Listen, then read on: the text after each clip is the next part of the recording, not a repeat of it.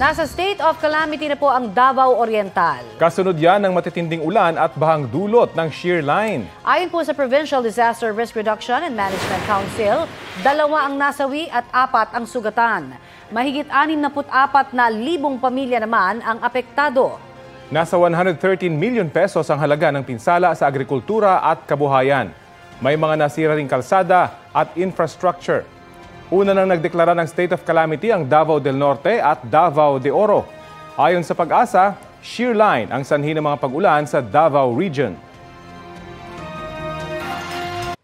Kapuso, para sa mga maiinit na balita, mag-subscribe sa GMA Integrated News sa YouTube. Sa mga kapuso naman abroad, subaybayan nyo kami sa GMA Pinoy TV at sa www.gmanews.tv.